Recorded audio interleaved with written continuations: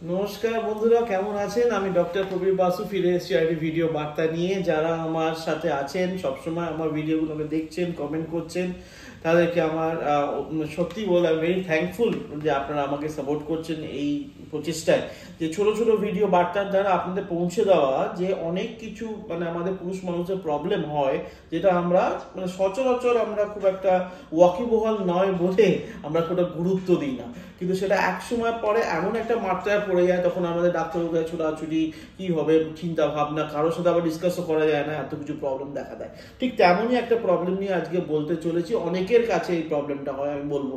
দেখবেন অনেক পেশেন্টরা আমার কাছে আসেন, তারা কিন্তু বলেন আমার ডাক্তারবাবু পেনিসে একটা অদ্ভুত একটা ব্যথা হচ্ছে। সত্যি কথা বলতে কি, তো ব্যথাটা কিছুতেই বলতে পারছি না। পেনিসের অনেক সময় গ্ল্যান্স পেনিসে হেডে হচ্ছে, অনেক সময় বডি অফ দ্য পেনিসে হচ্ছে, কিন্তু আর কিছু ওনারা বলতে পারেন না। কেন পেনিস সবসময় ডাক্তার মনে হচ্ছে আমি কাজে যাচ্ছি, বাসে ট্রামে যাচ্ছি, আমার মনটা পড়ে যাচ্ছে আমার পেনিসের ওখানে, কেমন একটা যন্ত্রণা বলবো না, কিন্তু কেমন একটা ডিসকমফোর্ট থাকছে। কিন্তু আমরা যখন দেখছি তখন দেখি যখন এক্সামিনেশন, ছোট্ট একটা গাঁট হয়ে একটা পেনিসের একটা সাইডে একটা গাঁট হয়ে বসে আছে, শক্ত একটা ডালা। হয়তো উনিও তো দেখুন, সচরাচর পুরুষ মানুষরা না নিজেদের অঙ্গ প্রত্যঙ্গ নিয়ে খুব একটা ওয়াকিবহাল হন না, এটা কিন্তু আমি আপনার সবাইকেই বলে দিচ্ছি। আপনিও দেখবেন যে খুব একটা আমাদের সবসময় দেখবেন আমার ভিডিও করা আছে টেস্টিকুলার সেলফ এক্সামিনেশন নিয়ে। যখন আমরা মহিলারা যখন চান করেন তখন তারা কিন্তু সপ্তাহে একদিন হোক ব্রেস্টটা দেখে নেন যে ব্রেস্টে কোনো লাম্পস আছে কিনা, কিন্তু আমরা পুরুষ মানুষরা কোনোদিন টেস্টিসে হাতই দিই না, তাই না? সুতরাং টেস্টিকুলার লাম্পগুলো অনেক সময় মিস হয়ে যায়।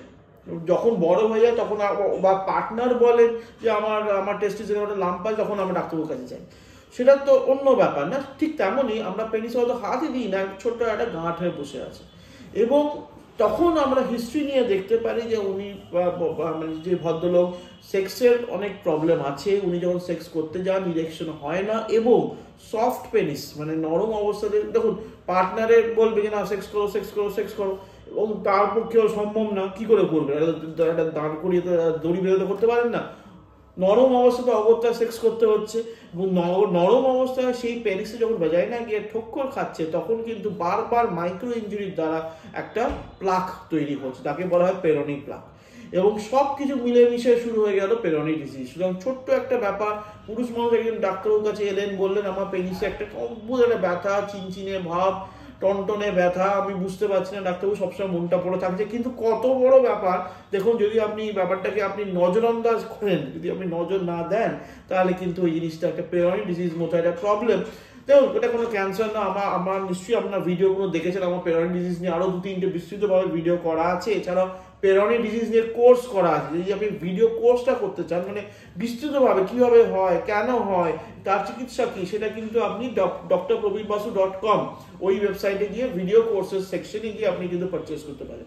সেটা অন্য ব্যাপার। আমি সেটা বলতে চাই যে এই যে ছোট ছোট ব্যাপার আপনাদের কাছে নিয়ে আসার অর্থ হচ্ছে, আপনি যদি বোঝেন যে না ছোট ব্যাপারে ব্যাপারটা ততক্ষণ গড়াই নেই, তখনই যদি আমি চিকিৎসাটা করতে পারি বা ডাক্তারের কাছে যেতে পারি, ঠিক ডাক্তারবাবুর কাছে, অ্যান্ড্রোলজিস্টের কাছে। এটা নয় যে আমি গাইনোকোলজিস্টের কাছে যাচ্ছি, স্কিনের ডাক্তারের কাছে যাচ্ছি, না, মোটেই না। এটা কিন্তু আমি সবসময় আমার পেশেন্টদের বলি, আপনি কোনো স্কিনের ডাক্তারের কাছে, আপনার কি চর্মরোগ হয়েছে যে স্কিনের ডাক্তারের কাছে যাচ্ছেন, কি আপনার কি মহিলাদের কোনো প্রবলেম হয়েছে গাইনোকোলজিস্টের কাছে যাচ্ছে, হয়তো আপনার অন্য ডাক্তারবাবু হয়তো আমার খারাপ ভাববেন, কিন্তু দেখবেন স্পেশালিস্টের কাছে যাওয়া উচিত না। আজকে যদি আমরা কোনো মহিলা আসেন যে আমার সাদা স্রাব হচ্ছে, অনেকেই আসে, আপনি ডাক্তার আমার আমার হাজব্যান্ডকে ট্রিট করছেন, আমার সাদা স্রাব হচ্ছে, একটু দেখে নিন না। আমি তো তার চিকিৎসক নই, সুতরাং আপনি গাইনোকোলজিস্টকে দেখান, তাই না? সঠিক চিকিৎসার জন্য আপনি সঠিক ডাক্তারের কাছে গেলেই তো ভালো হয়, তাড়াতাড়ি আপনি সুচিকিৎসা হবেন, তাড়াতাড়ি আপনি কিওর হয়ে যেতে পারবেন।